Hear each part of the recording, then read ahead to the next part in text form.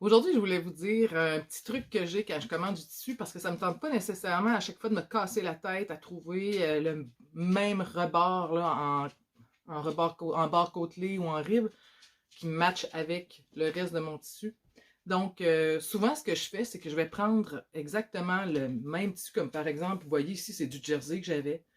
Puis, c'est ce que j'ai mis pour le rebord de ma manche. C'est aussi la même chose que j'ai faite pour le bord de la taille. Donc, souvent, le tissu que j'achète, s'il est extensible, c'est lui que je vais utiliser pour faire mes poignets et le bas. J'ai quelques exemples, je vais vous en montrer. J'avais ici un tricot que j'avais acheté, je trouvais super beau. Je n'avais pas nécessairement de ribs, donc j'ai pris exactement le même que j'ai pris pour faire la manche, le poignet, puis aussi pour le bord en bas. J'avais aussi du matelassé. Un j'ai acheté du matelassé. Ben, c'est le même matelassé que j'ai pris pour faire mon rebord de manche ici, vous voyez. Et j'ai fait la même chose avec le bas que j'ai pris le même tissu. J'ai un autre exemple ici. Celui-là, c'était du coton ouaté. Puis j'ai pris du coton ouaté que j'avais pour matcher, puis pour faire ma manche. Puis encore une fois, je suis allée utiliser du matelassé pour faire le bord à la taille. Celui-là ici, c'est un tissu qui était différent. C'était un.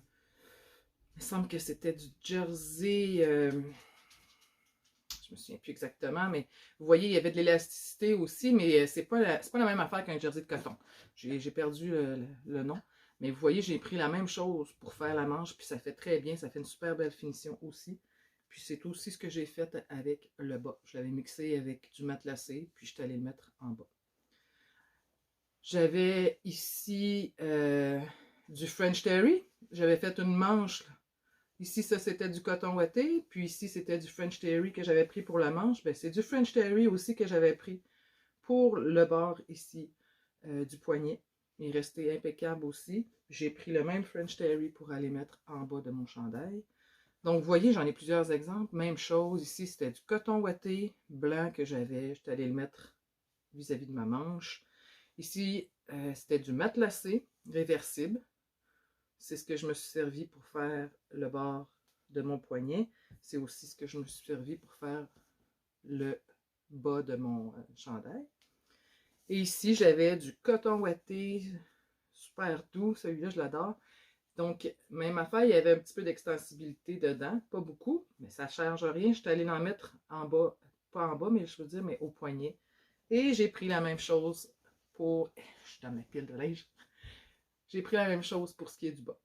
Donc, vous voyez, on n'a pas besoin d'avoir exactement la même chose qu'on veut acheter dans le jersey de coton ou dans le coton ouaté ou même dans les autres matières. Si c'est un petit peu avec de l'extensibilité, puis si même ça n'a pas d'extensibilité pour faire les poignets ou pour faire le bas, bien, laissez un petit peu plus de longueur, puis ça va très bien passer pour ce qui est de votre main. Même chose pour ce qui est du bas.